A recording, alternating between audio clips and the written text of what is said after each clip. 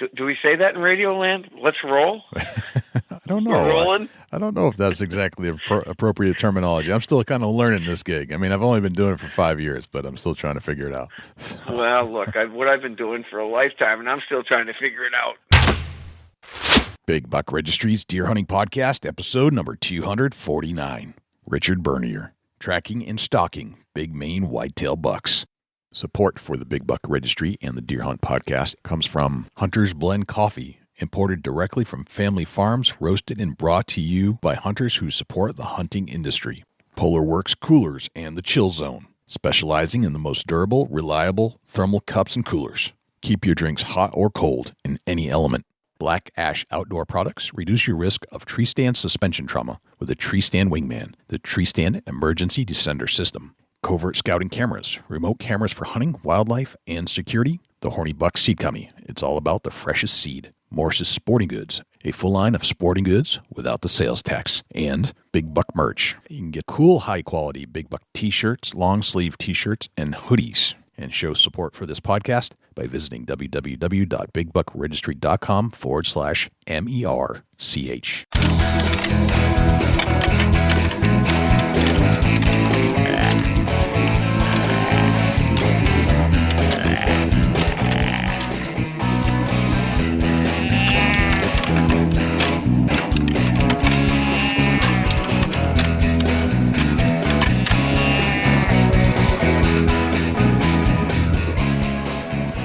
Big Buck Registry is a virtual museum of hunting stories. We preserve a piece of Americana by interviewing and recording hunters about their hunts and experiences from across the country. And who knows, maybe we'll learn a thing or two along the way that'll help us take our hunt to the next level. This is Lieutenant David Gregory with Vermont Department of Fish and Wildlife Law Enforcement Division, and you're listening to our favorite podcast, the Big Buck Registry. This is Josh Franks from Pressure Deer Pros. You're listening to my favorite podcast, Big Buck Registry. Hey, this is Paul Kurtz with Hunter's Blend Coffee, and you're about to listen to my favorite podcast, Big Buck Registry. Hello, ladies and gentlemen, and fellow predators. My name is Jay, and thank you for tuning in to the Big Buck Registry's Deer Hunting Podcast. For Dusty Phillips and Jim Keller and the entire staff here at the Big Buck Registry, welcome to this week's show. There are a couple things I'd like you to do for us if you could. If you would, please check us out on iTunes, subscribe, and leave us a review. With your help, we're going to try and push this show up the iTunes charts. I know we have a lot of listeners out there, and I need you to take some action. I need you to leave a review and subscribe to the show. If you do subscribe, that'll give you access and notification each and every week that a new show is released. You can also access this show in its entirety on YouTube, Stitcher, TuneIn Radio, iHeartRadio, Spotify, Google Play, and as an Amazon Alexa skill. Go to Alexa and say, Alexa, enable Big Buck Registry.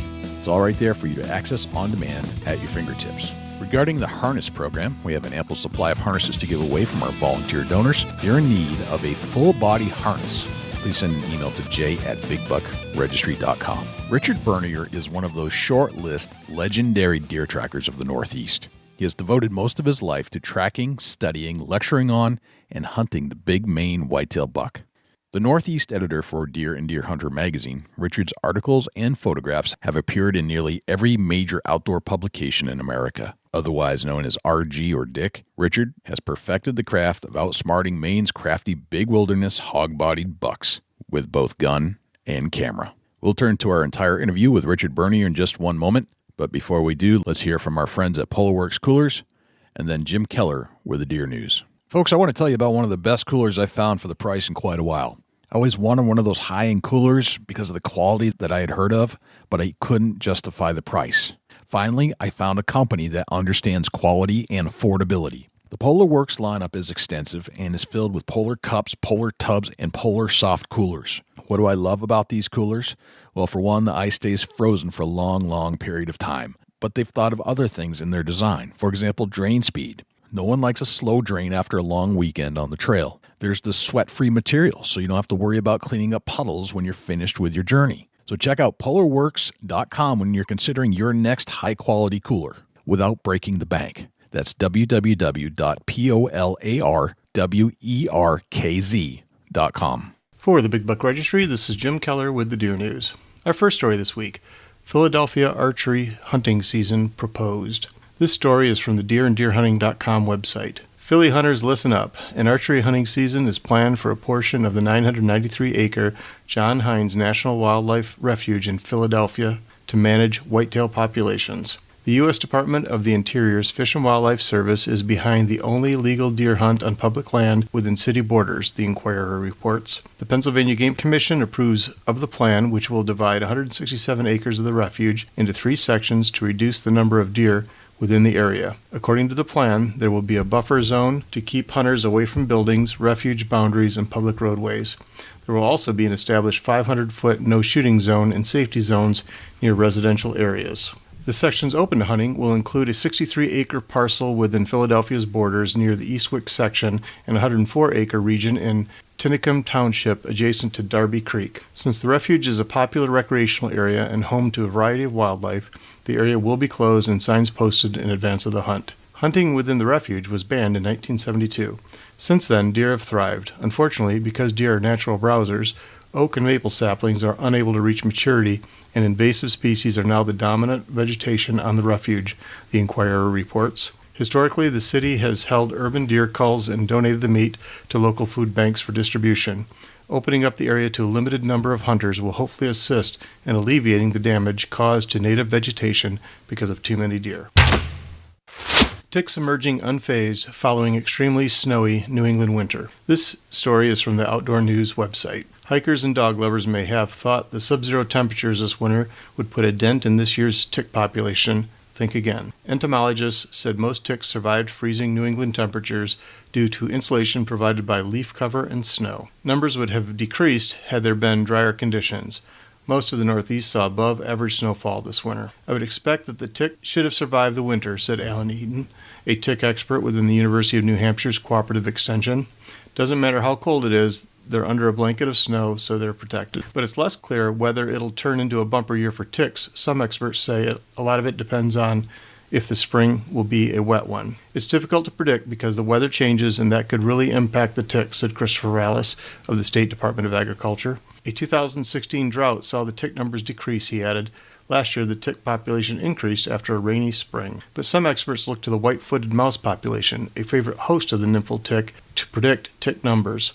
Last year, Rick Osfeld, a disease ecologist at the Cary Institute of Ecosystem Studies in the lower Hudson Valley, predicted an influx of ticks since the mice population was high. This year, his test sites have found relatively few mice and chipmunks, so he doesn't expect a high tick crop.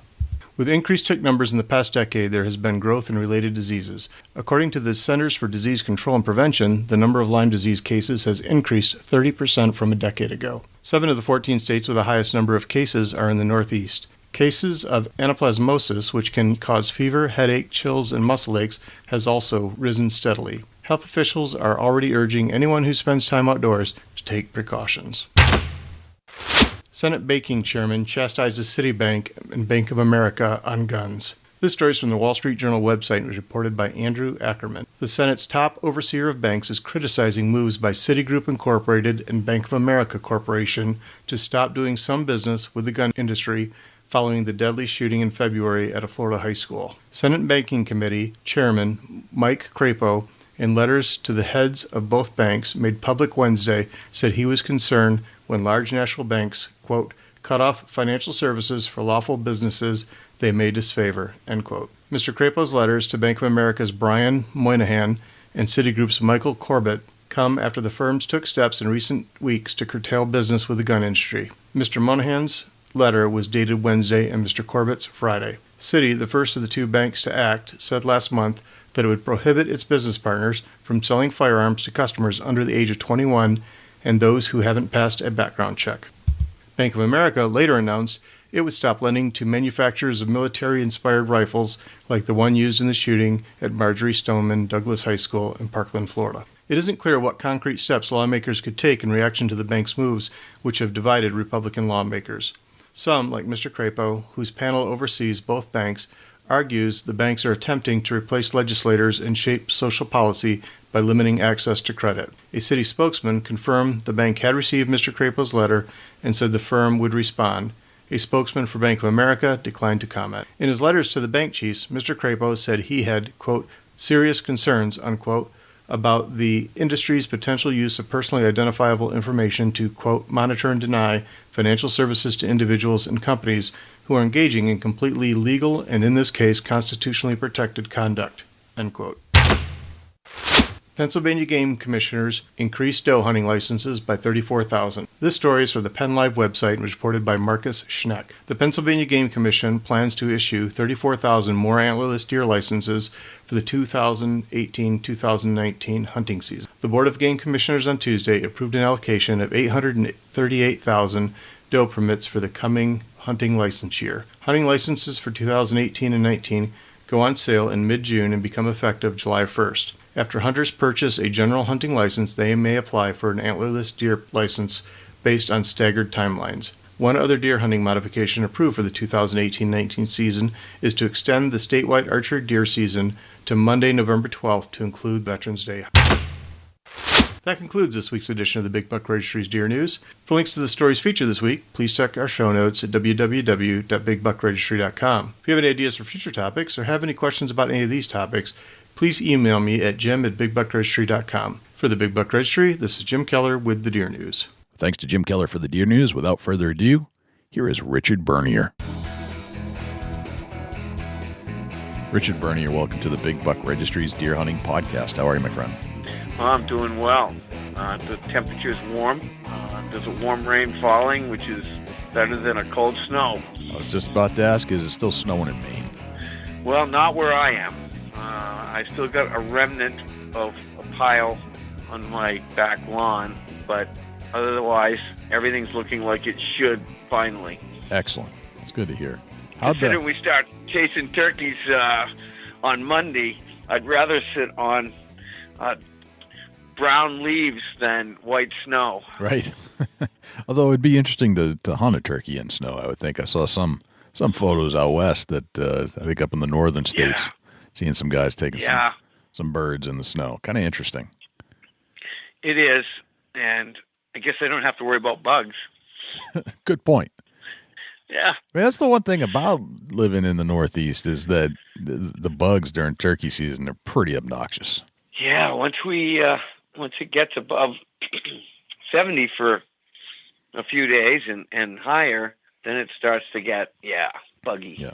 Now, I don't want to let the cat out of the bag because I'm hoping to take advantage of it this year. But Maine, I think, is one of those well-kept secrets about turkey hunting. The comparison to New Hampshire, for example, in Maine, from what I hear from my good friend Fred Bird, he tells me that there's less pressure in Maine on the birds and that you can get 2 birds in certain areas, in most areas, per spring. And out-of-staters, it's only like $75 plus a $20 tag. That would be accurate. That's insane. And you can hunt dawn to dusk. You can't do that in New Hampshire. Yeah, you can hunt all day now, and which makes for a very long day, considering how long the sun's up at this time of the year. Right. It can make a long day. It can make a long day, and so. But very attractive to the out-of-staters, I have to say.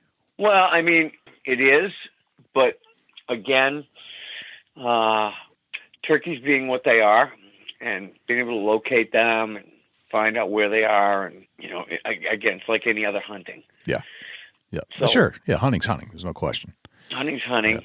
Yeah. And so, but, I just saw something today that people are in Southern Ohio or in Indiana, 2 different parties, and they have birds up the gazoo. Yeah. Nebraska. It's not Nebraska. You can see 100 gobblers in the morning. So, in comparative, right? It's all relative to where you're hunting. Sure. So, gotcha. Yeah. What? Did you grow up in Maine? I did. You did. Take us back to your youth. I lived probably 13 miles from where I was born. Okay. Where I resided as a child. Okay. Yeah. So. I didn't really get very far from my roots. Yeah, you didn't. At least where I live. Yeah, you didn't homestead very far from your original homestead. What? That's right. What do you remember? Like, who were your mentors back then? Like, who did you look up to learn about the outdoors and woodsmanship? Well, I grew up in a family that hunted. My dad was a hunter, and still is. Okay. In fact, he killed a buck last year that I'll tell you, if I'd shot a Boone and Crockett, personally, it wouldn't have meant more to me than him shooting this buck. Wow. And that was at the age of 77. Wow. So, I grew up watching him lead to go into the woods. And back when I was a boy, driving 25, 30 minutes, 45 minutes max from outside of Portland, you were in big woods. And that's where I cut my teeth. And so watching him and watching the deer he would bring home and listening to the stories, I mean, really, he's primarily the genesis behind, no pun intended, my early days of hunting. Gotcha. And as I grew into it and it continued to enjoy it, and it let me skip school occasionally. Okay. And so that was always neat. But again, it wasn't the day off from school that was so intriguing. It was the fact that I wanted to be in the woods. Right. And it was all, revolved around a certain expectation of grades and whatnot. So that was their leverage. And when I got to be about a senior in high school, that's about the time that Larry Benoit came out with his book. Sure. And so, I'd seen a couple of articles in Sports Afield, and that was intriguing. That captured me. That was probably the impetus that led me to say, okay, that sounds exciting. That's how I want to do things. Gotcha. All right. So, Larry, you can track some of this stuff back to Larry. Oh, yes. Yeah. In terms of, and then as a result of that, I met a dear friend who's now has, passed on, Don Poland, who was every bit the consummate buck hunter tracker as Larry was, with the difference being nobody knew who Don Poland was other than locals. And I learned a lot about tracking from Don as well. All right. So Don taught you a bunch of things. Do you remember some of the skills or some of the lessons that they taught you from either Larry's book or maybe even hanging out with Larry, or what Don brought you to or showed you back then when you were a young man? Well, one of the things was to be, once you start tracking, stay on the tracks. Okay. I remember one day I jumped on 3 different buck tracks and then ran into Poland on the same mountain. And he said, "Young man, I've been doing this for quite a while. If you're going to succeed at that, first of all, you got to stop messing with me. And second of all, stay on the track that you start." I said, "Okay, how did I mess you up?" "Because every track that I started today, you jumped on in front of me. So if you'd stayed on the first one, I'd have had a buck to hunt." So, I mean, it was a great lesson. I felt horrible for him. But boy, that was a lesson that sunk in. Boom. Yeah. Never had to be said again. Right. The other, I guess it was a big lesson was, from Larry, was the fact that these deer make a swing. And he said, you may see his track once every 3 days, particularly, as the rut. There wasn't a lot of deer behaviorism in it. It was okay. How do I, what's the best way to kill that buck once I start tracking him? Yeah. Well, what's the best time to come back to get him? And so every 3rd day, that buck will come back through. So once you find the fresh track, okay, only 3 days, come back. Gotcha. So those were two initial lessons that were very helpful. Gotcha. All right. What does hunting mean to you now? Like, if you had to sum it up, or a feeling or an emotion, what is it to you now? It's fulfillment. Okay. Enjoyment. There's a lot of my hunting early on where it was nose to the grindstone, go do it, get it, go, succeed. And succeed not for anything more than personal satisfaction. I tell people wherever I speak, I said, you know what? Hunting for me is self-satisfaction. Without the self-satisfaction, there's no reason to do it. And so now the self-satisfaction comes in, I think Gene Wenzel or Barry Wenzel said it best. He says, now I take time not to drink the coffee, but to smell the coffee, to smell the roast, to enjoy it, to enjoy it to the fullest. And I'm at that point where I want to enjoy every minute. I'll stop to photograph something. I'll stop and sit to enjoy something. Whereas in my younger days, I keep pushing. And I'm not sure that has had any negative effect on the end result. Right. But right. you Right. couldn't have told me that. You couldn't have told me that 20 years ago. Right. No, I see what you're saying. No, that makes sense. It definitely makes sense to me. You know, I want to, you know, the reflection, because, you know, as you reflect back on hunts and as I reflect back on a season, you know, I want to reflect on not just that I killed a deer, but that, wow, that was really enjoyable. I enjoyed that aspect. I enjoyed the aspect of figuring this out and being able to capture him. Right. And so that means a lot more to me today. Gotcha. Very good. Do you recall your earliest hunting experience? Oh, with vivid recall. All right, this will be good. I tell you, honest and truly, Pop had to have the patience of Job when it came to me, being the runt of the litter, if you will, and just full of endless questions. And I remember almost to the tree that we sat beneath on his special ridge, and there I was sitting with Halloween candy, because Halloween was the night before, and this was my first deer hunt at the age of 10, legally, that I could be there, go, have a rifle, and I remember asking him, it seemed like every 5 minutes, when are the deer coming? I just figured, okay, there was a check-in, and the deer just automatically came. Right. And he would shush me and says, just be patient, and I still remember that spike horn came up over the hill, stood there looking, and listen, Jay, that deer was destined to die. Yeah. Just so he got me in front of him, deer standing there just staring back, just whispering in my ear, okay, aim for this, okay, and it seemed like it was an entire day, which is probably more than 45 seconds to an hour. I mean, a minute. But that deer stood there and just watched, and there was 100-pound spike horn, and now, having taken my own son and hopefully my grandsons, realizing what I put that man through and still got a deer, it was remarkable. Yeah, gotcha. 10 years old and have never looked back, and that's as special today as any of the largest bucks that I've killed. Gotcha.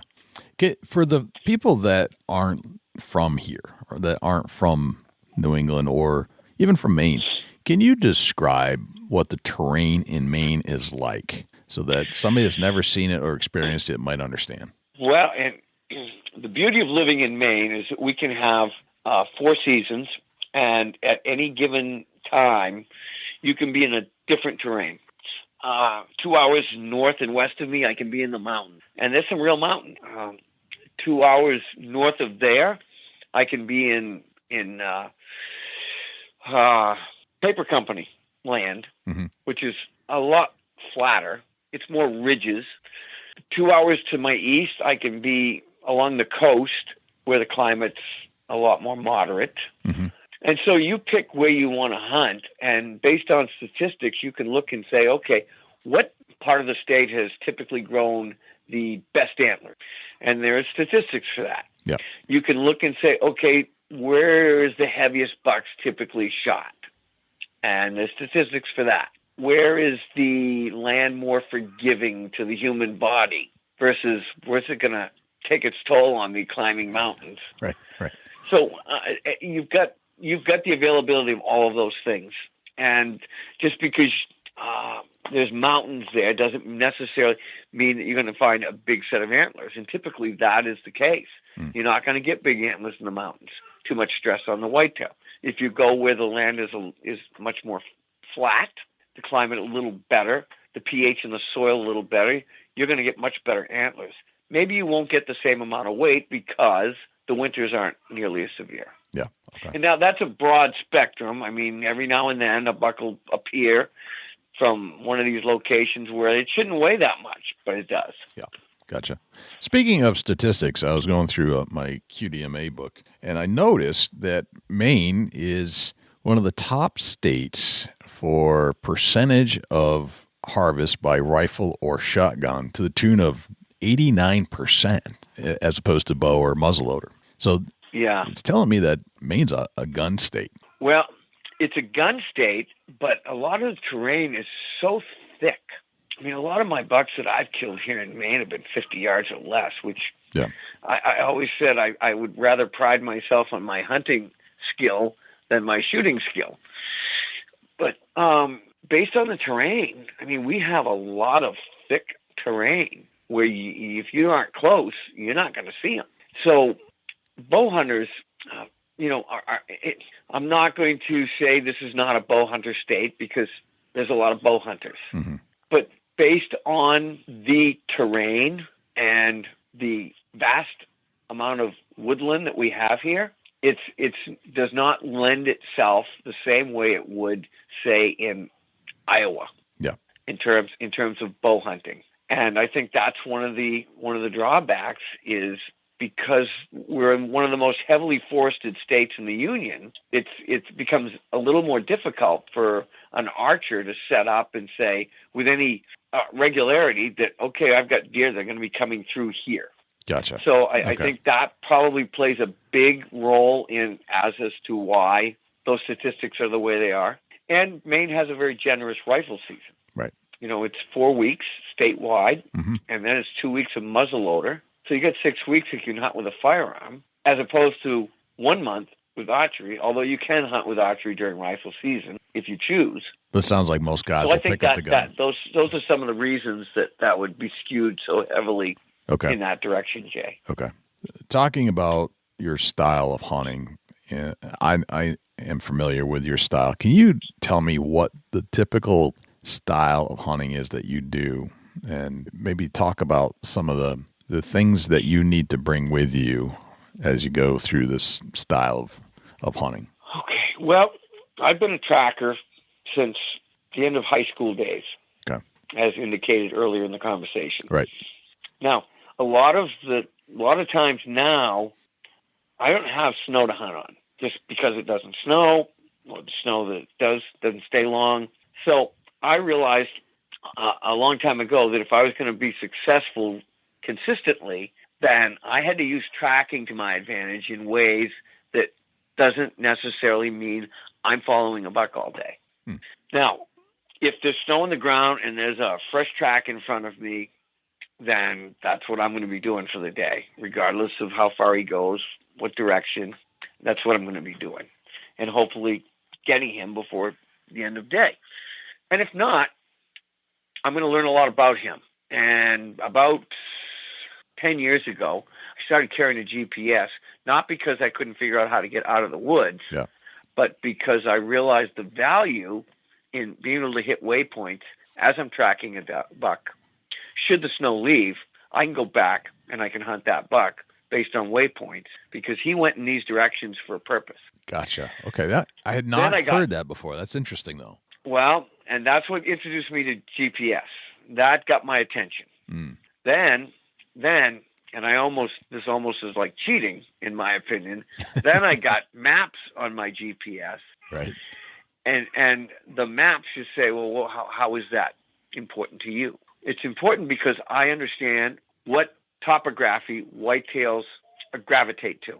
And so when I look at that map and I see where we're going, I see where these waypoints are, that's a huge advantage to me to where I feel like, okay, that's where I might intercept him.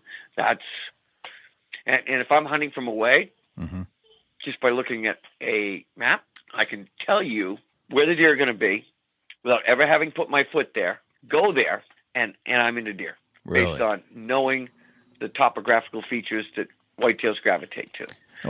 That's important because of the fact that a lot of times now there isn't snow. And so I can, for instance, the heaviest buck I ever killed was 2 years ago. And I located his track in a saddle between two ridges that literally was a continuation of one ridge with a saddle in between it. And picked his track up, and it was just huge track. And fortuitous for me, there was a road going around each side of one of these ridges to the left of this saddle. And so I used the remaining time of the day to travel the road to see if I could find his track on either side, which I didn't, which was indicative that, okay, he's coming down, he's crossing right here and going that way. So I said, well, now this is with no snow on the ground. I said, I know where I'm going to be tomorrow morning, either one of these two sides on this ridge, depending on the wind. And all because I found his track. And next morning, the wind was such that I would be cross-cutting it. And I love to I'd much rather cross-cut the wind than walk with it in my face. And I certainly don't want it to my back. But cross-cutting the wind is just exactly what these bucks do a lot. They cross-cut the wind when they're walking. So I cross-cut the wind. I'm on a trail. And as I eased along slowly, 2.5 hours into the hunt, I had a little spike horn, ultimately, that was grunting, chasing a doe. So I watched that procession go past me about 40 yards below, just on the lee side of this ridge. And I said, you know what? I should stop here for a bit. They don't know I was here. She might be hot. Let's see what happens. So I stopped there. And 20 minutes later, from the direction that they headed, same trail, here comes this guy. And I killed him. Gotcha. And now I didn't have snow. I wasn't following him, but I used his track to my advantage and was able to kill a super buck. So as I've aged, I've come to the realization that I need to use everything I know about whitetails, what I'm seeing in front of me, put it together, and put myself in the best position to capitalize. Gotcha. And that day it worked out. Going back to your mapping strategies and topographical maps, what type of map are you looking at? Are you actually looking at the USGS maps or something else? Well, I've got the maps that come on that come on the GPS. So basically, it's got contours, tells me how steep things are, shows me where the water is. Doesn't show me the type of cover, such as conifers or hardwood. But as I sit here in my office, from right where I'm talking to you, Jay, I've got a program called Google Earth. Yep. And literally, I can go any place in North America. I can go any place in the world, but North America, I can get within 300 feet, and I can look at the terrain. Okay. And that's where I do my scouting. So you're more or less doing it from a computer, prepping for the next day, or maybe even the hunt that afternoon or that morning. No. I'm doing it from my computer, for the next season. Next season. Yep. Just by looking at the terrain, seeing where everything, and primarily I'm looking for this, Jay. The first thing I'm looking for is water.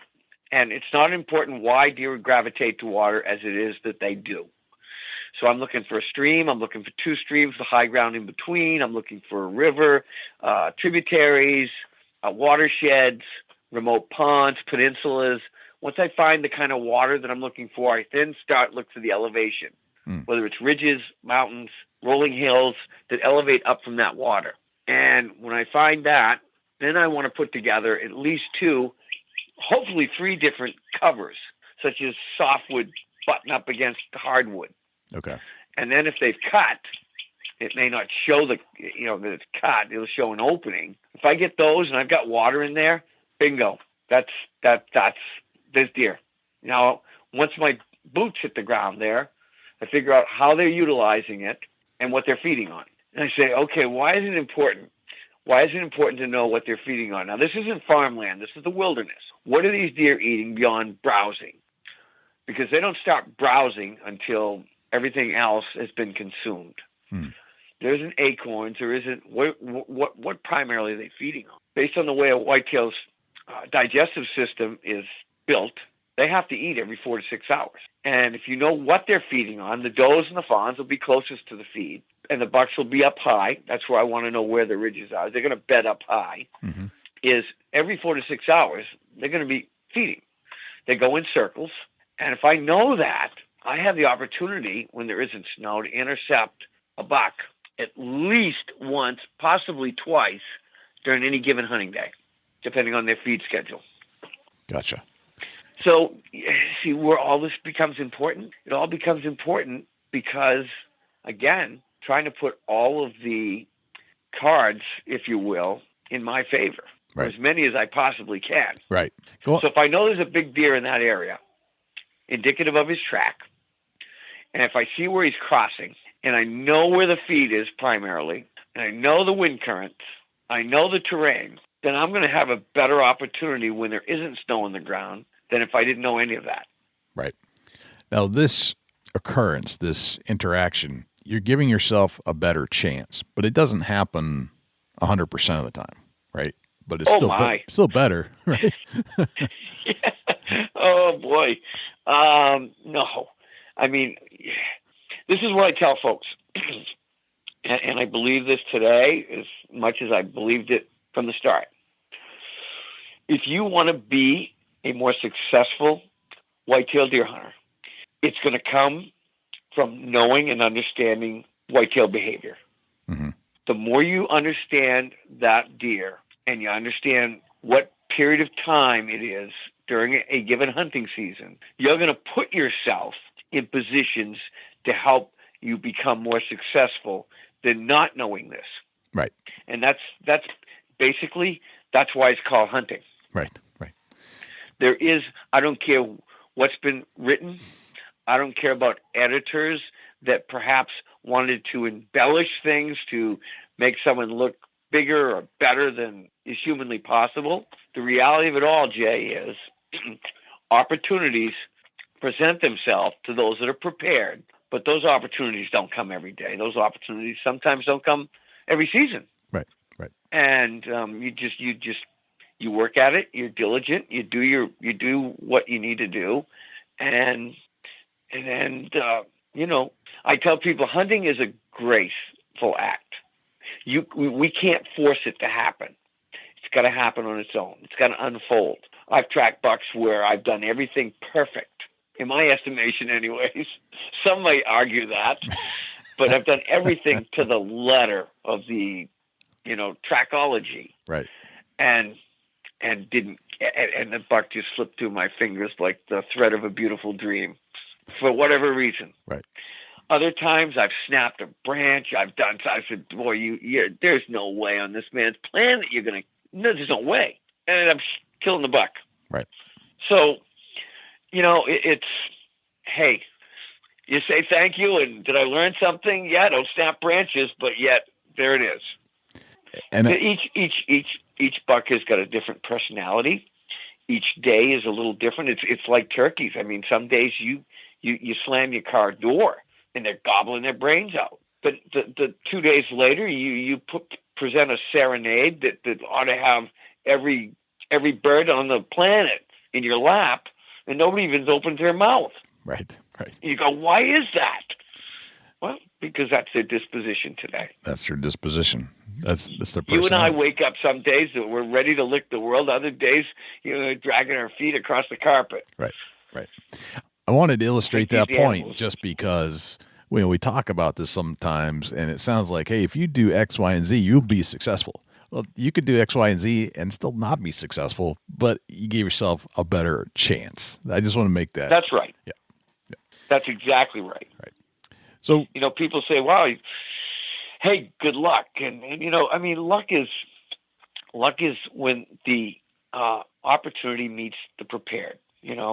Some people shoot a deer, they're ill prepared, but yet that same person, if they'd be honest with us, would say, you know what, I'm not sure I could duplicate that. And that was the big thing for me early on, was tracking to me seemed like it was a way that I could continue to duplicate the results I was looking for, because I knew I had a buck in front of me, and it was a matter of catching up to him without him knowing I was there. Yep. Gotcha. Tell me about some of the gear that you use, and let's talk about some basic tracking skills that you think would be important for the beginner. Well, I used to go pretty light, Jay, and I mean, literally very light. And now as I've aged, and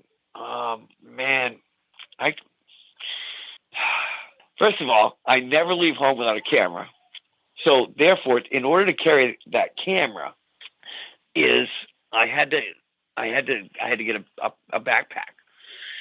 And so I said, well, and so I got the backpack, I got the camera. I said, well, that's a good place to store my lunch. So I put my lunch in there, and then I went with a GPS, so that's something extra.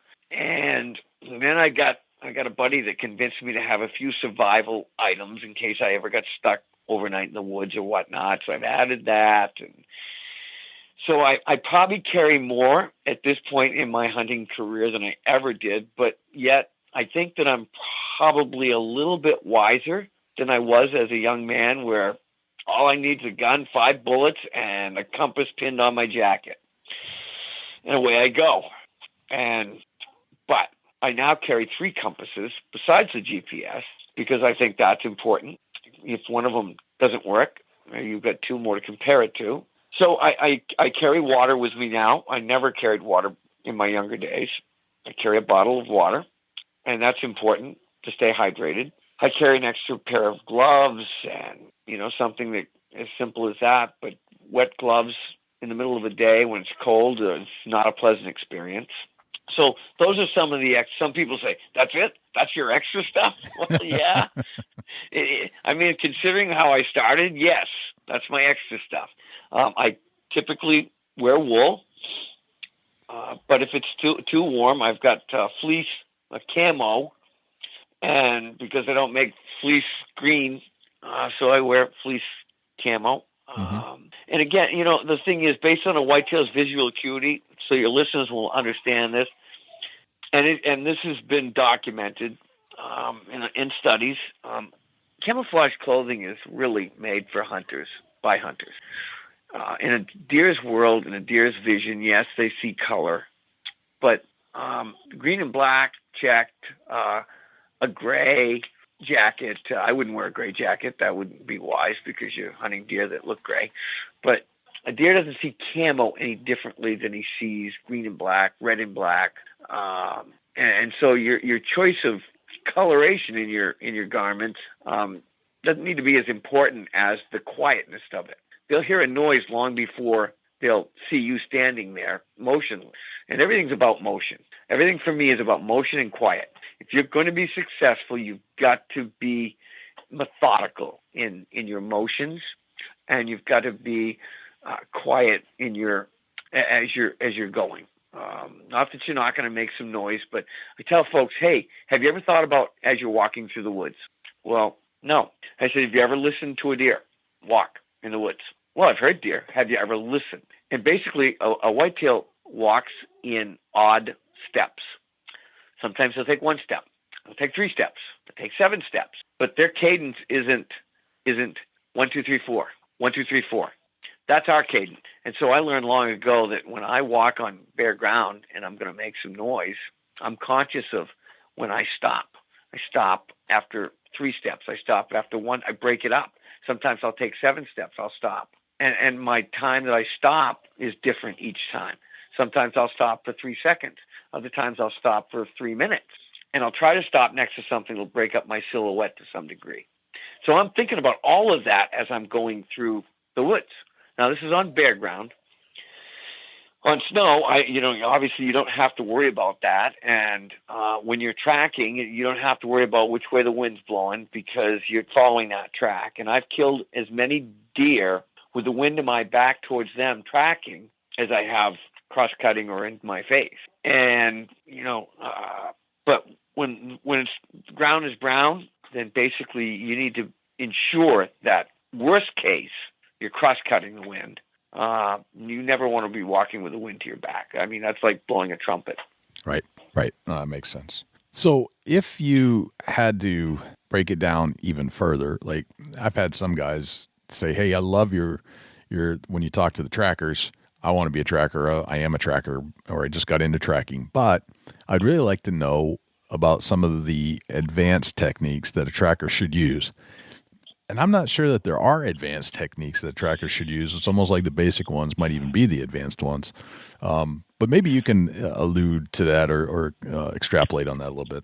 Well, there's really four major yet simple aspects to tracking if you're going to be successful. Because anybody anybody, Jay, can follow a set of imprints in the snow for any length of time. But we're not just following them. I mean, we want to follow those to get to the end of them and shoot the maker of that without that maker knowing anyone's behind them. Right. So this is where deer behavior comes again to play in a big way. Is understanding and knowing deer behavior helps you, as you're looking at that track, understand what that deer's doing. He's just not walking. A deer, it's just like you going to, okay, I've got to go to the mall, and I know the route I need to take. So you're not going to be going through some pasture to get to the mall. You're going to take the route that's best suited for you, that maybe gets you there the quickest if you need something really fast, or I'll take this way around because I'll avoid traffic. These bucks are the same way. They've got specific routes that they take. And so knowing that as you're tracking them and knowing why they're going in the direction they're going, it's not just because that's the way the wind's blowing. And I think that's why a lot of times these bucks will walk cross-winded. It gives them a lot more latitude in terms of how they can maneuver, and it also provides them scent coming up from below, so they can cross-cut it and catch the scent of a doe coming up the hill, up the slope, or down the slope, depending on time of day, and boom. So basically, 4 things. Number 1, aging the track. You don't want to be tracking something that was made 2 days ago. Mm-hmm. You don't want to be tracking, Jay. If I find that track and if it's over 3 hours old, forget it. I don't care how big he is. He's got 4 legs. I've got 2. Yeah. I need a fresh track if I'm going to catch him. And so the odds of me catching a buck with a track that's fresh for 3 hours or less is far greater than tracking a buck that might be 12, 18, 24 hours old. Okay. So that's the first thing. How you decide what's fresh and what's not. Okay. So basically, I'm looking at how sharp the outline of that track is. Where I find that track, I'm looking into it. I put my boot print next to it. Understand the bottom of a deer's hoof is warm. So when he steps into that cold snow, okay, he's gonna crystallize some of it, depending on what the temperature, what the humidity factor is. But I put my boot in and I pick it up, much like a deer would pick his foot up out of there, and I compare the 2 outlines on the outside of that track. And I look and see how crisp and sharp mine is as compared to that. How has the elements had any effect on that track? Has the wind had an effect? Has the sun had an effect? And so I compare all of that in my head, and it brings me to the place that, okay, this track is, and in snow conditions, wet snow, it's easier than dry powder is the toughest to determine age. And here's how I practice. And anybody living, at least in the Northeast, gets snow on a regular basis from November to April. If you have a dog, take your dog out on a leash and look at his track. Bring him back in. 2 hours later, take the dog back out, walk him past the first set of tracks. While he's doing his business, now compare the 2. One's fresh, one's 2 hours old. Bring him back in. 2 hours later, take him back out again. Walk him past the first 2 sets of tracks. One's fresh, one's 2 hours old, one's 4 hours old. Under a variety of snow conditions over the course of a winter, you will become proficient at being able to age tracks. Okay. All right. So moving on to number 2. Okay. Aging, assessing. Is it a buck? Is it a doe? And is a buck big enough for me to follow? Okay. Buck and doe. They walk differently because they're built differently. Buck front hoofs are larger than his rear. His rear hoofs will always fall into his front hoofs. And because of the way his chest is configured, he will walk with a slight toe out. That's bucks no matter what size they are, what age they are. Okay. A doe is built slender to the front, wide to the rear. Her rear hoofs will slightly overlap her front, and she'll walk in more of a straight or a toe in. And now, in terms of size, if you're looking for a buck that's going to dress over 200 pounds, which is my minimum, I'm looking for that. Here's what I found over all the years of tracking these deer, is the first thing I want to look for is how deep he's, first of all, the track. The length of the track means nothing to me. What I'm looking for is width. As a buck ages, that track widens to support the weight. Mm-hmm. So I'm looking for a track that's approaching 3 inches or greater in width. Okay. Then I want to know, and I want to determine how deep is he sinking into the soil. And the deeper he sinks in, the heavier he's going to be. Yeah. And then I look at stagger from right to left. If the wider that stagger is from right to left, you draw a center line. The wider and heftier his chest is, his girth is, and that means a heavier buck. And then I look for stride from back foot to front foot. How far is it? Spaced. An average 4-foot stride is and everything else put together, okay. And the longer that stride, if it gets longer, that means a longer body and more weight. And now it's like second guessing. Boom, that's what I want. So I put those all together. Okay. Memorize the track. Yep. Every buck you track is going to be different, but yet there's some similarities. And that single imprint that you start following and are all excited about, sooner than later is going to intercept other deer tracks. Right. Some might be nearly as big as him. And that buck, if he thinks he's being followed, or even if he's been followed before, will do a loop. And all of a sudden you'll come on to a spot where, oh my, I've got another buck that's following this guy that looped around. And if you take the wrong side of that, you're going to come back and say, hey, there's somebody following me. When in reality, it's your track. The buck has done a loop, and boom. Gotcha. So you need to memorize something about that track, either the right hand or the left hand, that you can pick up any place. And here's a little secret that I tell people that makes life simple, easy, and takes the guesswork out. If we all remember the Cinderella story, is that she had glass slippers. Right. And when she ran out of the prince's castle, she dropped one of her slippers. Now, that slipper only would fit her. So when I find the buck I'm going to track for the day, I pick the right hand or left hand side. I get a dead stick. I put it at the widest point on that track. I snap it off, and that stick now will only fit that buck. So if I get to a place where I'm confused or he's in a barnyard of tracks or whatever, I don't want to waste time. Where'd he go? I'll circle around. Is this him? Boom. Nope, that doesn't fit. Go around some more. Is this it? There it is. Boom, there it is. Boom, and away I go. Okay. All right. Good one. Yep. Yep. That has saved me lots of time and frustration over the years. And lastly, and I'll go right back to the deer behavior thing, is just like we read books, we don't start from the back and read to the front. We start from the front and we read to the end. Wherever I pick that track up, that buck now is going to be detailing a chronology of what he's been doing. And based on that, what is he about to do? For instance, I'm following that buck and he's going in a straight line. And then all of a sudden he starts to deviate. He starts to meander a bit. Why is he meandering? Oh, look, he's nipping here. Oh, he's nipping there. He's browsing. And then all of a sudden, what's the next thing in my brain? I'm thinking, okay, he's browsing. He's eating. What typically happens after they eat if they're not chasing does? Oh, yes, he's probably going to go to sleep. And then I come to a place where there's a big J-hook heading on the uphill side. When I reach that point, the safe is off, the gun is on my shoulder, because either I've walked past him in his bed or he's about to exit his bed. Gotcha. So that's reading the track, not just following it. Right. The twists and turns. So those are the four basics. Okay. And each one has its own, but those are the basics. And it all boils down to, it's just not wandering through the woods. It's literally you're decidedly making decisions and choices based on what's being revealed to you and what you know about deer behavior and all of your experiences up until this point. Right. And I think you just nailed it. To me, yeah, those are the four basics. But if you want to look at the advanced skill, it is the read and it's the experience of the whole thing. Like I'm not sure you can have advanced tracking skills that can be described. You have to go learn them yourself. Yeah.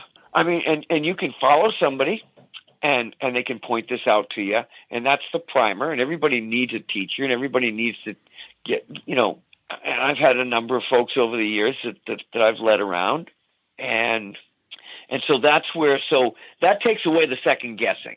Right. So when somebody's following you, say somebody's following me, and I point these things out, when they see that, that's going to take away the second guessing on their part. Right. But beyond that, now you've got to make the experiences. You've got to understand what you're seeing and make the correct choices. And even at that, the correct choices and doing everything right, as expressed earlier, doesn't necessarily guarantee you're gonna shoot him. Right. That's right. That's exactly right. Yeah. And again, that's the beauty of hunting. To me, that's why you do it, for the self-satisfaction, the gratification.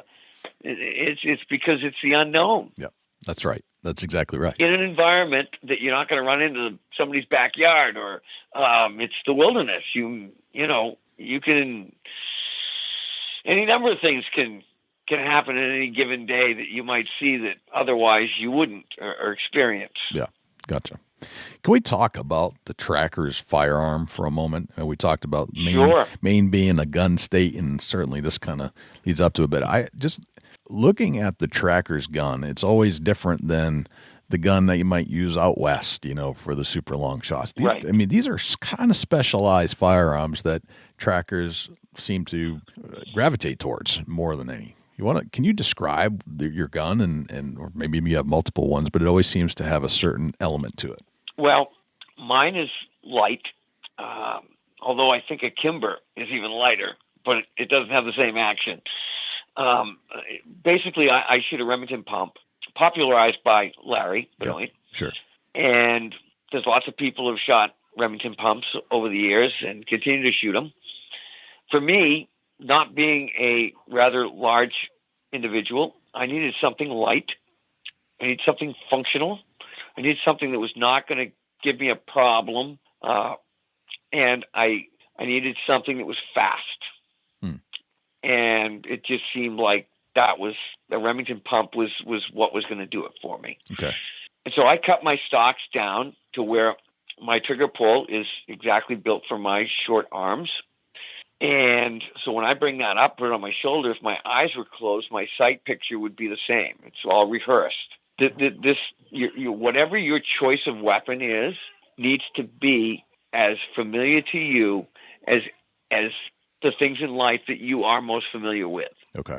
Because you can't think about this. It's got to all be subconscious, muscle memory. Everything's got to come into play immediately, or you're not going to get them. Right. Because a lot of these shots are bucks coming up out of their beds or not exactly where you expected him to be. And it's just got to be second nature. So mine's a carbine because a lot of the terrain I'm hunting is thick, and I can't have a barrel hanging up on a limb or whatnot. And quite frankly, and this is by no means, I would not want your listeners to think, well, this guy's pretty arrogant, isn't he? There's no arrogance about it, honest and truly, because of the nature of the terrain and my that's 50 years of hunting practice at being quiet and stealthy. My deer are 50 yards or less that I'm shooting. So again, without being redundant, I've long always prided myself on hunting skill versus shooting skill. Yeah.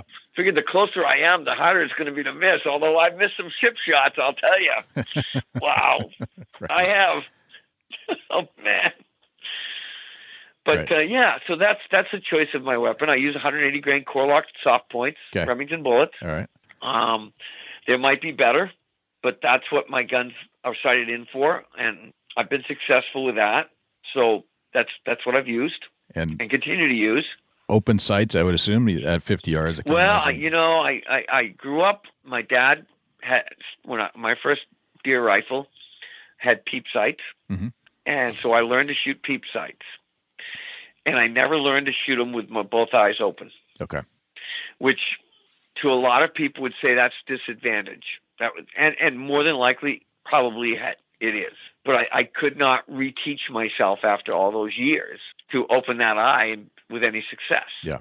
So I've always shot with my left eye closed, and up until 2005, so I guess that was 12 years ago, I'd shot peep sight. Yep. And then I was having some difficulty putting the bead on the animal. I could still put the bead in the peep, but putting the bead on the animal out there was becoming a little bit difficult. And so I opted to go with at that point, before it was really necessary, for a scope. And so I put a 2-7 Leopold muzzleloader shotgun scope on my rifles, and made all the difference in the world as far as being on. So the scope was based on my eyesight deteriorating enough to where I didn't want to wound animals. I wanted to kill them if I shot them. So that's why I went to a scope. Gotcha. Okay. That makes sense. Now, I found something I liked even better that was closer to a peep sight. On my favorite deer rifle, I found a shotgun scope that has a circle for turkeys, a turkey plex. And interesting. So I put that on that. Oh my goodness. I absolutely love it. Now, on my turkey gun, I have no scope. I still have peep sights. Yeah. But on my deer rifle, I have a turkey plex scope, 1-4. And I've killed some super bucks with that setup. That's funny. That's how we do it in Maine, right? Yeah. Yeah. So, that's funny. So you focused, it seems like, a lot or earlier in your life more on the hunting and the seminars, and I see you doing more writing and photography these days. Can you tell us a little bit about some of the stuff that you've gotten into? Well, actually writing my first book, and my English teachers would literally be rolling if they realized that I am a writer, because they wouldn't have taken that bet for all the world, right? And I wouldn't have blamed them. And there's days that I curse myself for not paying attention to grammar lessons, but I figure, well, that's why they make editors. But I'm sure I've given some editors fits over time. But when I wrote my first book, I had no idea what would transpire as a result of that, and everything sort of just mushroomed as a result of that. I never woke up one day and dreamed that I would have a job that was my hobby, was my passion. And it happened. And I had an incredible mentor that I lost this past December. And he told me this. He said, Bernier, if you're going to make it in this business, you need to do 3 things, and you need to do them better than anybody else. I said, okay. And he says, and none of it has anything to do with killing deer or large deer, although that's good that you do. I said, okay, what is that? He said, you need to be able to write well. I said, okay. You need to be able to photograph well. Okay. And you need to be able to speak well. And then of course all right, when I'm talking about photographing well, he says, that's probably going to be your most expensive investment. Speaking well. We can't have you standing up there, searching for words. It's got to flow, boom. So people are listening. And writing well. Well, what I'm reading right now looks like you've probably got that. And so I worked very, very hard at all 3 of those aspects, and continue to hone that. And a lot of what I do now, such as the photography, I've never done anything physically that has brought me more gratification than capturing wildlife doing what they do and capturing it well. And I'm constantly critiquing my stuff. And unfortunately, my mentor, I can't send him an image. I shot one this morning that I said, man, Charlie, I'd love to send this to get your take. Because his take meant something to me. I remember one early image, he says, okay, how brutally honest do you want me to be with you? I said, well, if I'm going to be good at this, I've got to have you absolutely honest with me. He says, this isn't going to fly. It's not tack sharp. It's soft, and can't have that. Okay. So those 3 things I've worked very, very, very hard at to excel, not for any more reason than to do it well. And that's always been, whatever I've put my hand to, I've wanted to do it well. I've wanted my dad to be pleased with what he's our son doing. I wanted my mentor to be pleased with what his investment has produced. And I'm probably tougher on me than anybody else could be. I'll look at a photo that someone will say, well, that is just super. And I'll critique it and realize that there's some flaws in it that I could probably do better. and work towards that end. So what a lot of people see now is, as a result of a lot of the writing, I started a blog back in 2011 simply because a magazine went out of business. Just all of it, boom, done, belly up. Yeah. And a lot of stuff is being now utilized online. So I make no money. I have no sponsors, but I do that blog every other week, and it doesn't cost anybody a dime. And I've got a number of followers that look forward to it every other week. They've learned a lot, and I utilize my photography to illustrate it, and besides selling it. So that's what a lot of people see. And the hunting aspect, I've often been asked, hey, do you still hunt? Of course I still hunt. And yeah, I've been successful. But you know what? That's the season of life I'm in. You know what? For me, it's far more important for you to see this, to understand this, than for you to see another hero shot with the deer tracker and a dead animal. And not that I won't put those out there, but that's not going to help you kill a buck. Right. It's not going to help you kill a bird. Right. And that's my attitude, Jay. And maybe it's different from others, but and again, if you're gonna tell people how to grow corn, you got to have corn in your crib. So you got to throw the hero shots out there every now and again. But sure. For the most part, I would think that the credibility aspect has been built, and that I want to give back to folks. That's why it doesn't cost them anything to read it if they want to take the time. It doesn't cost them anything to look, to enjoy, and it's bringing something back and providing it for those that maybe either aren't fortunate enough or don't have the time to be able to do that themselves. Gotcha. Very good. Excellent. All right, so I asked you to think of a memorable deer hunt that you've been on. I was wondering if you could take us on a journey with you and recollect that and slow it down into some play-by-play so we can feel like we're there with you. Where are we going to go? Well, probably my most memorable was back in 1987, and I named this buck the Marathon Buck. And it was 3.5 weeks, and I'd hunted 3.5 weeks in Maine and still had not killed a buck. And I remember that day I went back in on this mountain, and I cut a lot of deer sign and buck sign and found some big scrapes. And by the time I'd reached this particular area, it was early mid-afternoon, so I knew I couldn't start a buck at that point, but I observed everything, looked at the terrain. I'd been in the general area before, but not in that specific spot. Okay. So when I came out that night, I told my dad, who'd already killed a buck, so he's waiting on me. Actually, he killed the buck that I was tracking. He's supposed to have been several hundred yards further down the way when I came along, and he'd already shot the buck, and of course I was happy for him.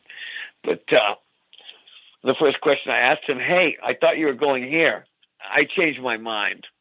I said, yeah, you changed your mind. Anyhow, so I said, I want to go back there the next morning. And so I did. And it started raining. I went right back to where I found that big scrape.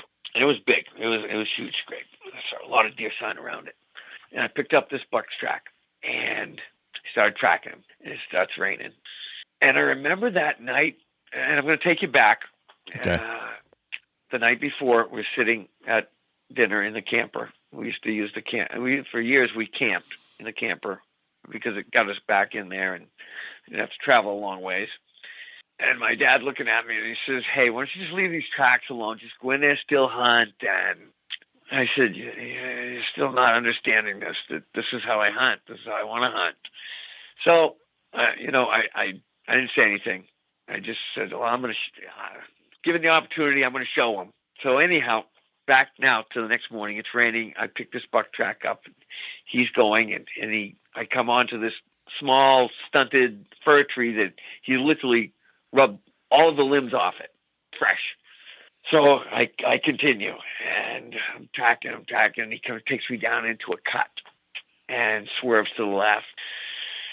I keep going, and I get to a place where I can look out there, and all of a sudden I see antlers bobbing. Only they're coming back at an angle towards me, to my left. And they disappear, because you've been in cuts, I'm sure, before, where Sure. it seems like you can see forever, and then all of a sudden everything's a twisted mess. Yep.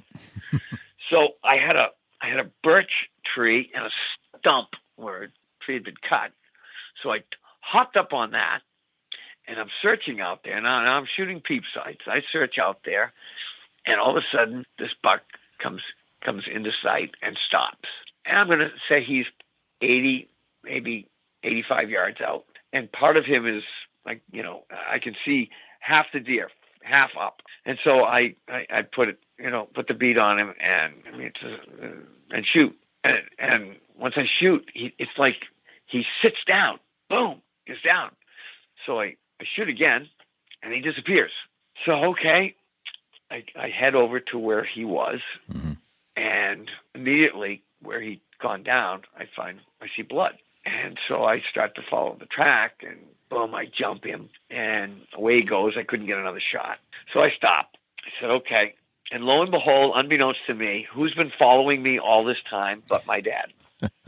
He says, so did you hit him? I said, yeah, I've got blood, but he just took off. He says, is it the buck you've been tracking? Well, I'm not sure. He said, well, stay right there. He's hit good. He said, he's not going to go far. He says, let me continue following his track, and let's see if it's the same buck. Well, sure as the world it was. And so away we took. He says, you go ahead and lead, and let's see where he takes it. Well, by golly, I'm telling you, Jay, from that point, it was a horse race. I mean, this buck went up over the mountain, went down the other side, still haven't seen him again, following blood, and not a lot of blood, and of course on snow, a little bit of blood, looks like it's been painted, but right. Crossed a major logging road whereby, logging trucks were going down the other side. He gets to this, well, they call it a brook, but boy, I'll tell you right now, there's no brooks I know that size and that deep. So I get there, and I'm standing there looking at it, and he's gone across. Yeah. And who comes right up behind me but Pop? He said, he crossed? I said, yep. Well, we're not going to kill him on this side. Without even missing a beat, in he goes. So I'm watching Pop go across this brook that's, up to just about his knees. So you can imagine with me, it's probably a mid-thigh. Right. So, yep, away I went. Now I'm thoroughly wet from that point down, inside my boots, because followed this buck to just about up another pretty sizable ridge, and just about the end of shooting light, he comes out of another stream, and I shoot, and when I got there, I found pieces of hair, didn't find any additional blood, and he kept going. So I marked the spot with a ribbon, running out, daylight was gone. Took a compass reading and hiked out to the nearest road, not back to the brook, but parallel to the brook. Then we hiked back to the truck. And I got to tell you, that night was like, there was no sleep. Next morning, it's foggy. It had rained a good part of the night. And we went right back to where that ribbon was, and we started following. And now it was a little tougher because the track, has been washed out to some extent. And although Pop wasn't a tracker per se, I'll tell you, his help on this particular morning was paramount. Yep. Because he was able to sort this buck out from another one that was roughly the same size. Because now we're just working on a track. Blood, whatever blood there would have been, has been washed away. So now we've got to work on just the track. Yep. So I would stand on the last track, and he'd go ahead, and he'd say, okay, I got it here, come on. And at times he was on his hands and knees to figure this thing out. And sure enough, probably, I'm going to guess, 10:30-ish in the morning, we've been since daybreak, he motions for me to come forward. And I did. And he said, out in the middle of the stream, he's standing.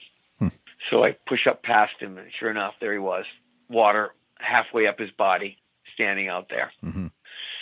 So I shoot him, and man, he raises his head, and he lets out a sound that I'd never heard before or since. It was just like a death moan. And it was almost like it wasn't in pain. It was just, I don't know. It was so surreal, Jay, that It was, and as he did that, his breath circled around the top of his antler. And so after that, and I later learned that once the adrenaline in one of these animals gets amped up, I mean, you can fill them full of holes. And until you hit something absolutely vital, they aren't dying. They're dead on their feet, but they aren't dying. Yeah. So I took careful aim this time, and where I believed his heart would be, and shot again, and that put him over. And there was ice partway out onto this stream. Ironically enough, once again, he's in a stream. So, I go again, completely wet, up to my thighs, and I dragged him up on the shelf ice, and that's where I field dressed him right there. And fortunately, while I was doing that, Pop found another road that was not too far a distance in terms of a drag, and we dragged him out to that road, left him, walked back, got the vehicle, and we figured between the 2 days of tracking this deer, I know the story seems short in terms of, but figured that this deer probably had gone between the 2 days, close to 26 miles marathon. Wow. And not straight line or whatever. This is circles and back and forth. I tell people all the time, you can be in a 5 square mile area and walk 20 miles without ever leaving that block of woods. Right. So, nicknamed him the Marathon Buck, and he would have been an 8-pointer. He broke both his brow tines off. His main beam came within fingers width of touching each other. Big, tall tines. As a 6-pointer, he netted 137. And that probably was the most unbelievable hunt that I'd ever encountered. That's a heck of a story. The emotional stress, everything that went into that hunt, including cementing in my dad's eyes that, because he says, keep tracking because you're good at it. Yep. So a lot went into that hunt that literally, I guess, would put it at not the biggest by me. He weighed 218, dressed 218, but it was just an incredible hunt.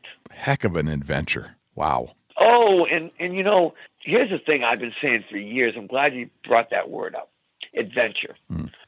So much is now, game cameras and food plots and all which are fine things and tree stand placement. But once you're beyond that, where's the adventure? Right. When does it all become the same thing over and over again? And for me, this style of hunting provides that renewed adventure every time out. And every hunt's going to be different because every animal's different. Right. And I think a lot of people are now starting, and I'm seeing a lot of articles, Jay, that are talking about, we want the adventure. We want that excitement. We want that in our hunt. And there's only one way to get that. Right. So good word choice to bring that to my mind. It just kind of came into my head as we were talking. Yeah, well, that was good. Right. All right. So I have these 10 rapid fire questions I like to ask all my Rapid fire, just to get to know you a little better. So if you're ready, I'm ready. I just took a slug of water, so that ought to get me through 5 of them. That at least, yep. All right. What's your number one hunting tip of all time? No whitetail behavior. Okay. If whitetail behavior, if you have that down, you're going to kill far more deer than anything else. Right. No, it makes total sense. Some of us have these things, some of us don't. But this thing that I'm thinking of is whatever it is, if you leave it in the truck and you don't have it with you, you feel like you're not quite going to have the best hunting day that you could have. What's that one thing for you if you have one of these things? Well, I'd like to say my camera, because right. honest and truly, I said, I'll kill a big deer today and I won't have the camera with me. And I think the best shots are completely fresh. But most hunters may not be carrying them because they have cell phones that they have cameras on. And I would probably say at this point now, if I forgot my GPS. Okay. Because again, it lends itself in not a way that most people might use theirs. Right. As indicated earlier. Yep. That makes sense. What's your biggest pet peeve in life? Not accomplishing what I set out to accomplish. Very good. That's a good one. It literally, whether it's behind the camera, whether it's with a gun in my hand, it doesn't matter. I have in my mind most of the shots that I have I've already thought about them in my head. And so, again, I guess it goes back to that, I want to succeed for my own personal self-satisfaction. And nobody else knows if I didn't succeed or not. Nobody else knows in terms of, a photo, but I do. And so I think not being able to accomplish what I set out to do, and it might not even be my fault, right. But still, I wish it wasn't the case. I often look at people that go through life with just and I'm going, why can't I be like that? Do you realize how fortunate you are, sir, to have that sort of attitude? Right. Yeah. Gotcha. All right. How old are you today, Richard? As of Sunday. Yeah. I've been on the planet for 59 years. Happy birthday. That's great. All right. Yeah, thank you. Looking back, what would you tell the 30-year-old Richard Bernier knowing what you know today about life? Enjoy it. Mm-hmm. The thing that crept up on me faster than ever I thought, and if I knew how quickly it would go, we would have had at least 3 more kids. Gotcha. Ideally, we had 2. I now have 4 because both of them got married, and I didn't realize how quickly that was going to happen, and that whitetails are not the end-all, be-all, and fame is not going to put bread on your table, mm-hmm. nor is the whimsical fans going to do one thing for you going forward. So love your family. Enjoy every second as your kids are going up through. I'll tell you, I'm in a season of life right now where I've got grandkids, 5 of them. I'll take more. And I tell you, it's the greatest thing probably one of the greatest things I've ever experienced. Gotcha. Very cool. So at 30 years old, I didn't know any of this. Right. And how could you? And there's some days I wake up and I'm not sure I know anything, Jay. But I do know this. Yeah. I can't get back the time that I lose. Yep. And so I want that time to count for something. Right. So, yeah. Makes sense. All right. You're at a hunting convention somewhere in the world, and a stranger comes up to you, and you strike up a conversation. They ask you what you do for a living. What do you tell them? I run a daycare for a 1-year-old grandson. Very nice. Excellent. All right. What did you have for breakfast this morning? I had an Egg McMuffin. Egg McMuffin. All right. Old school. Yeah. See, here's how it works. On Monday, Wednesday, and Fridays, I get an Egg McMuffin cooked by my best gal. Mm-hmm. And on Tuesdays and Thursdays, I get scrambled eggs and a piece of toast. Now, Saturday morning, you didn't ask me any of this, Jay. I didn't. But I'm going to tell you that anyways. Because Saturday mornings are my favorite breakfast morning. I love breakfast. Right. Oh, man, if I could eat without, I would do this every day. But Saturday morning is my favorite breakfast morning because I get the fat man's breakfast. Nice. I get the bacon, I get the hash brown, I get the eggs, I get the English muffin, I get the whole deal. And it goes so quickly. It's consumed so quickly. Right. I understand. All right. Yeah. If you could have your own billboard on the side of a highway, it's a blank canvas, you can put anything you want on it, what would it say? Love your God, love your wife, and love your children. Very nice. If I say the word successful... And those are my priorities. Okay. Gotcha. If I say the word successful to you, who's the first person that pops into your head and why? Charlie Alsheimer. Okay. And the reason why is because he was successful in the very things that I want on my billboard. Gotcha. Very nice. And, yeah. Nice. All right. What's a typical day in your life look like? I think you explained a little bit of it, but... It all depends on the day. Now, today, I was at Graham's daycare. I have my youngest grandson, who lives 6 miles from me. My other 4 grandchildren live in Canada. And but my 1-year-old that lives 6 miles from me, I watch him 3 days a week, and it's the greatest investment that I've ever made. And the other 2 days he goes to daycare, a real daycare. But in this past year, I've had the greatest year just taking him places that no 1-year-old or getting to be a 1-year-old would have been. He's been photographing with me. It's just been incredible. And so today it was all about him and my 7-month-old beagle pup, who I've got 2 kids here. Tomorrow being Thursday, will be a different day. Tomorrow, I start the day out right now photographing turkeys. First hour or so when I have him, I'll go longer on a day where I don't have him if the birds hang around or they want to cooperate. And I work out. In order to do what I do, I've got to stay in shape. Right. And I work out hard, very hard, every other day. And once the weather gets like it is now, on the alternate days, I'll take a 3.5-mile walk with the beagle. Okay. So I try to 5 to 6 days a week get my heart rate up and work out, and so that I can continue to do what I do. Nice. Okay. And then what's a typical deer hunting day in your life look like? I'm up early, always been an early riser, and I try to prepare for the day. And my preparation for the day is I want to know what direction the wind's blowing from, mm-hmm. what the temperature is going to be. Mm-hmm. Is that going to change during the day? Okay. And based on that, where am I going to hunt? Based on what I see for weather, based on is going to primarily be where I'm going to hunt. And to have enough places where you can, okay, I can't hunt that today because the wind's not coming right. That's if there's no snow. If there's snow, then obviously I'm going to look for a track. So a typical day would be, I do not go into the woods anymore as a deer hunter. As a turkey hunter, I go in before first light gets set up. Yep. But as a deer hunter, I don't go in the woods until I can see well. Okay. My dusk and dawn vision has deteriorated mm-hmm. to where I don't feel comfortable. And if I can't see well enough, then I'm not going to be able to hit what I'm shooting at, and so I just don't. I wait till I'm comfortable with the light, and that's different on a day-to-day basis, and then I start. And you know what? I may go 10 miles in a day. I may go a half a mile. Right. It's all based on what I'm seeing happening in front of me. Gotcha.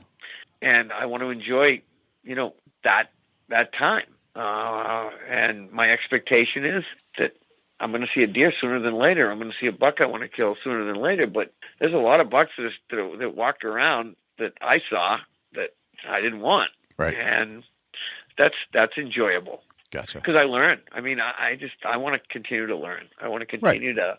I want to continue to because I don't think we're ever going to know everything that needs to be known, and that's the mystery that still needs to be in deer hunting.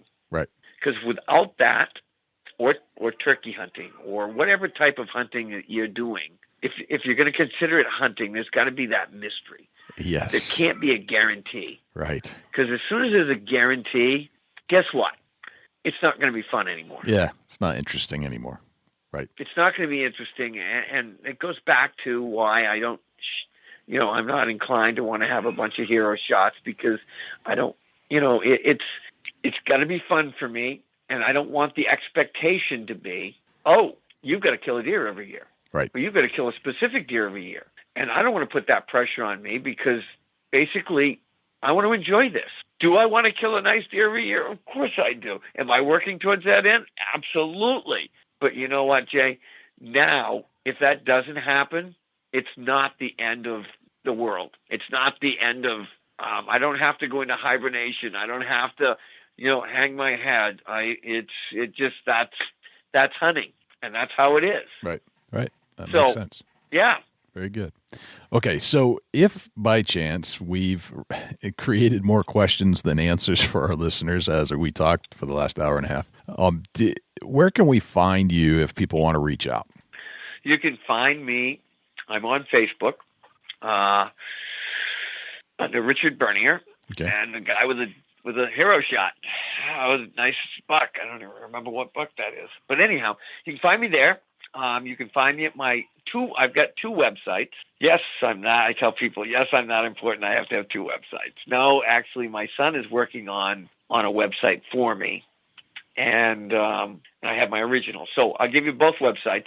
One is bigwhitetail.com, all one word, bigwhitetail.com, or thedeertracker.com.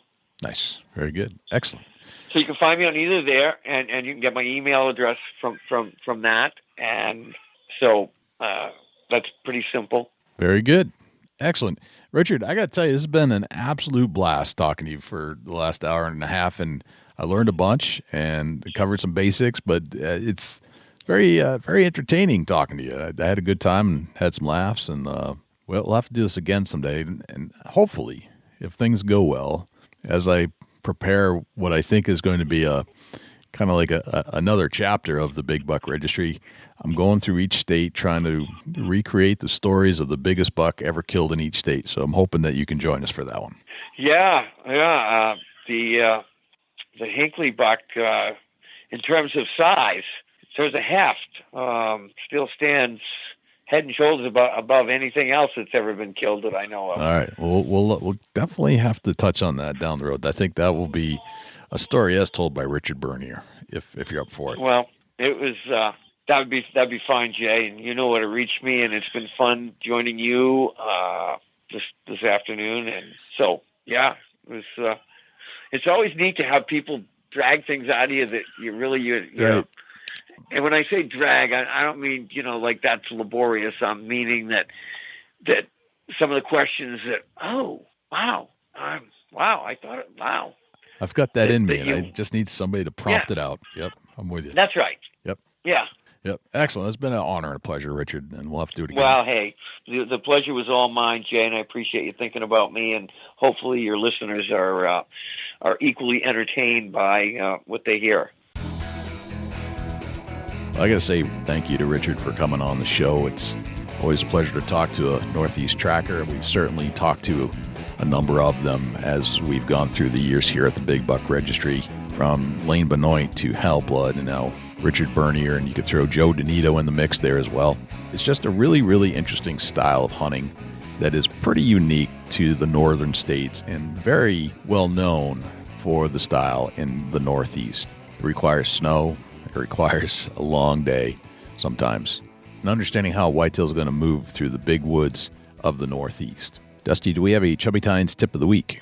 It's turkey season, so let's have a turkey tip, The Chubby Tines tip of the week is sponsored by Morse's Sporting Goods. Firearms, used firearms, bows, used bows, located at 85 Kentucky Falls Road in Hillsborough, New Hampshire. Give Jim a call at 603-464-3444, morsessportinggoods.com. Your dollars go further in New Hampshire. There's no sales tax. Morse's Sporting Goods. Sometimes that old gobbler gets hung up with them hens, and I tell you what, if you can get in there, get set up where they're roosting. If he flies down, hens up, try to piss that hen off. Make her upset that you're calling to her man.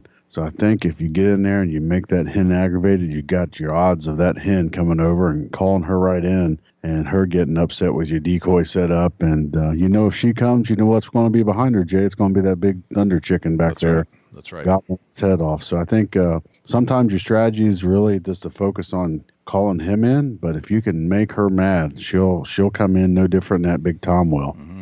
From the field, from experience over the last 20 years, I have killed many a longbeard by working the hen or the hens in front of that longbeard first, to the point where they almost sat on my lap multiple times, and then they finally once I could get near them, I could spook them off, and they'd go running, and the Tom was lagging behind, as they do. The Tom didn't know what was going on because he didn't see me move, but the hens did, and it was just enough to get him out of range and pull that Tom in because he's following the hens. It's a great strategy. It's amazing. If you can make a hen upset, she'll come in.